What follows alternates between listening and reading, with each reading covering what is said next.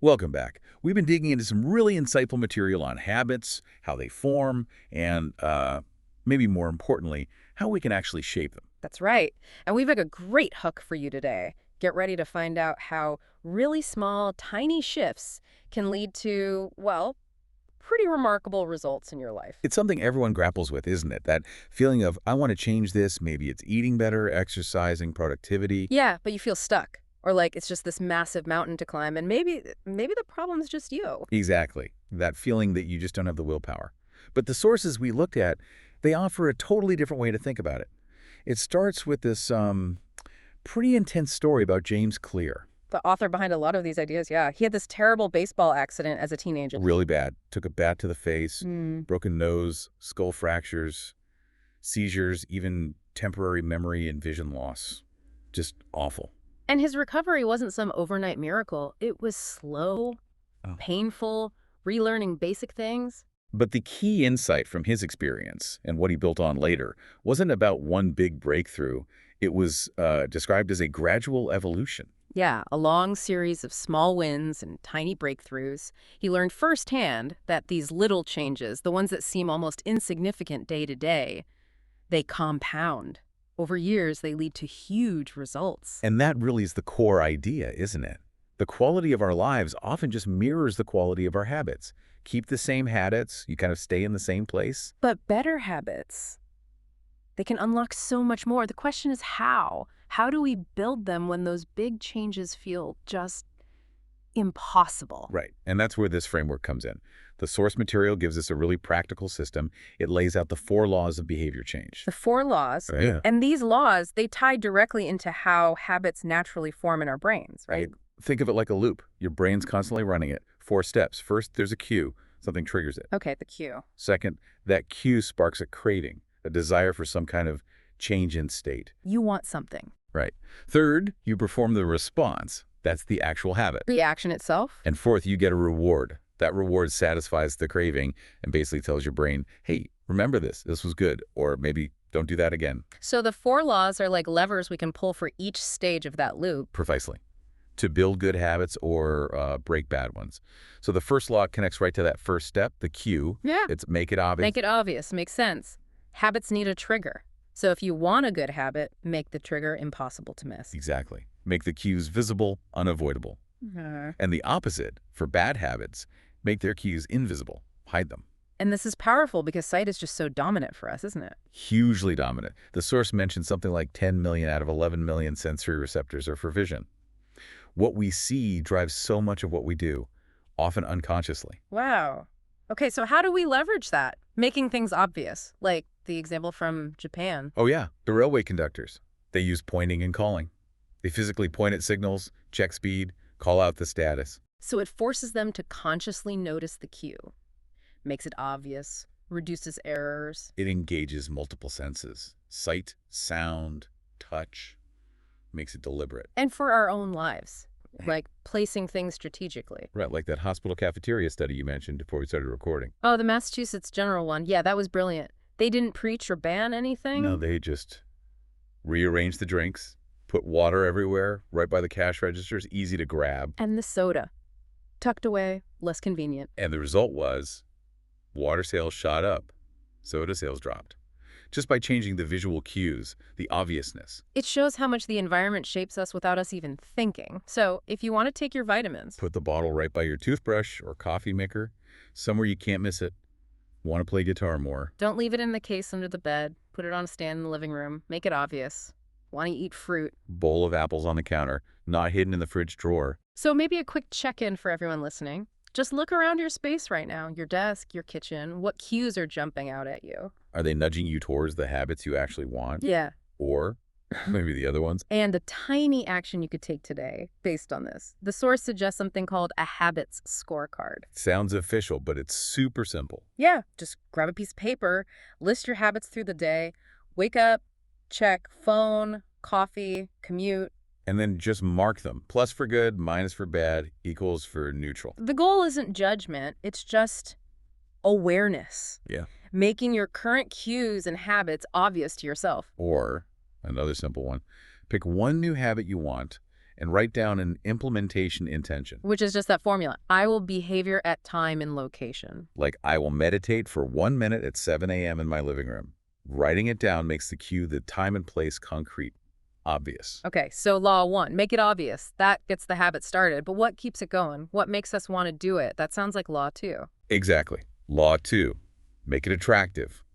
This ties into the craving part of the loop. It's all about dopamine, right? That neurotransmitter. Yeah, but it's not just about feeling good after you do something. It's hugely about the anticipation, the expectation of the reward. Ah, so it's the wanting, the craving that really drives the action, maybe even more than the liking of the reward itself. That's what the science suggests. The source mentioned those rat experiments. Right, where they blocked dopamine. The rats still liked sugar if it was given to them, but they lost the motivation, the wanting to go get it. Shows how powerful that anticipation circuitry is. So if we want a habit to stick, we need to make the prospect of doing it attractive. How do we do that? One technique mentioned was temptation bundling. Yes, I love this one. Pairing something you want to do with something you need to do. Like the guy who rigged his exercise bike, Ronan Byrne. That's him. He only allowed himself to watch Netflix while he was cycling. Brilliant. Bundled the chore with the reward. You get the dopamine hit from the thing you want during the thing you need to do. It makes the less attractive activity immediately more appealing. TV networks used to do this, right? Bundling their hit shows on one night. Oh yeah, Thursday nights or whatever. Make you watch the whole block. Right. They were bundling the attractive shows to keep you there for the others. And then there's the massive influence of, well, other people. Social norms. Huge. We're wired to fit in, to imitate. The source points out 3 groups we copy. The close family, friends. The people we spend the most time with. The many, the tribe, the majority. What does everyone else do? And the powerful people with status, success, authority. If a habit is normal and celebrated in your circle, it just becomes way more attractive. Like the Polgar sisters in chess. Right, their family culture was all about chess. Intense practice was just normal, expected, celebrated. It made the hard work attractive because it was the family norm. It really makes you think about who you surround yourself with. So, a moment for reflection. What activities do you genuinely find attractive or enjoyable? And how could you maybe link a habit you're trying to build to one of those? Bundle it up. And also, think about your social environment. Are the habits of the people around you pulling you up? Or maybe holding you back? And a quick action based on this, try temptation bundling today, just once. Pick one thing you need to do, maybe something you put off. Like folding laundry or replying to those annoying emails? Yeah, and pair it with something you want to do. Listen to a specific podcast, maybe your favorite album, watch a quick YouTube clip. But the rule is, you only get the fun thing while you're doing the chore. See if that little hit of enjoyment makes the task feel less like a drag, more attractive. Okay, so law 1, make it obvious. Cue. Law 2, make it attractive. Craving.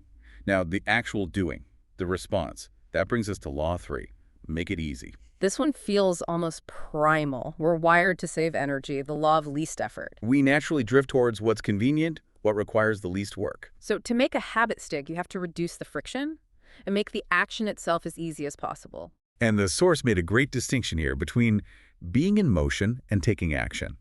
Motion is planning, learning. Action is actually doing the habit. Right. Planning feels good, feels productive, but it doesn't build the habit. Doing does. And the easier it is to do, the more likely you are to do it. Like the spread of agriculture example, east-west versus north-south. Yeah, fascinating. Agriculture spread way faster east-west across Eurasia than north-south in the Americas or Africa. Why? Because the climate zones are similar along lines of latitude, easier to grow the same crops, less adaptation needed. The path of least resistance. The environment made it easier. Businesses get this. Lean manufacturing. All about removing wasted steps, Yeah. making the process smoother, easier. Technology does it constantly. One-click ordering, voice commands. Convenience wins. So how do we apply that to our habits? The key is the 2-minute rule. Ah, yes, this is so practical. Scale any new habit down so the very start takes less than 2 minutes. Exactly. Read every day becomes read one page. Do yoga becomes get the yoga mat out. Run 3 miles becomes put on running shoes. It's not about doing the whole thing, right? It's just about making the starting ridiculously easy, lowering that activation energy. It becomes a gateway habit. Once you've started, it's easier to continue. But the key is making that first step effortless. And you can also prime the environment. to make the easy thing even easier. Like laying out your workout clothes the night before makes the morning decisions simpler. Or pre-chopping vegetables right after grocery shopping. Makes cooking healthy later much less effort. Just setting up your space so the next action, the desired action, is the easiest one to take. The source even mentioned commitment devices. Right, things that lock you into doing the right thing or make the wrong thing harder. Like Victor Hugo supposedly locking away his clothes so he couldn't go out and had to write. Or just a simple cash register. It makes stealing harder than grabbing from an open box. It adds friction to the undesired behavior. So thinking about this, where might you be creating unnecessary friction for your good habits? What makes them harder than they need to be? And what's the absolute very first tiny step of a habit you want to build? Could you make just that step take less than 2 minutes? And the micro action for this law. Pick one habit, just one, and apply the 2-minute rule today. Don't worry about the whole task. Just do the first 2 minutes. Put on the shoes, open the book, roll out the mat. Just start. Feel how easy that first step can be. Okay, made it obvious, attractive, easy. We've done the thing. Now, how do we make sure we do it again tomorrow? That's the reward stage. Yeah. Law 4, make it satisfying. This closes the loop. It's the payoff. The cardinal rule of behavior change, the source calls it. What is immediately rewarded is repeated. And what is immediately punished is avoided. Seems obvious, But our modern world messes this up for us. Our brains evolved for immediate returns. See berry, eat berry, feel good now. Right. Immediate cause and effect. But now we live in a delayed return environment. Exercise today, get healthy. Maybe months from now, save money now, be wealthy. Decades later. The rewards for good habits are often way off in the future. While the rewards for bad habits are often immediate, the sugar rush, the social media novelty. So the challenge is to find ways to bring some immediate satisfaction into those good delayed reward habits. How do we do that? That Pakistan hand washing study was a great example. Yeah, trying to get people to wash hands more often for health reasons, Giving them basic soap worked okay, but giving them safeguard soap. which had a nice smell, felt good, lathered well. Exactly. It provided immediate sensory satisfaction, the feeling of clean, the pleasant scent. That immediate reward made the habit stick much more than just knowing it was healthy long term. So immediate sensory feedback. What about tracking? Does that provide satisfaction? Absolutely. Habit tracking gives you immediate visual proof of progress. That little check mark, seeing a streak build. It feels good. It's satisfying. Like the stockbroker, Trent Deersmed, with the paper clips. Yeah, moving a paperclip from one jar to another for every sales call he made. Simple, visual, immediate feedback. Look what I accomplished. It taps into that don't break the chain mentality. Seeing the progress is its own reward, like crossing items off a to-do list. Any kind of tracking journal, app, calendar, hitting that done button gives a little dopamine hit.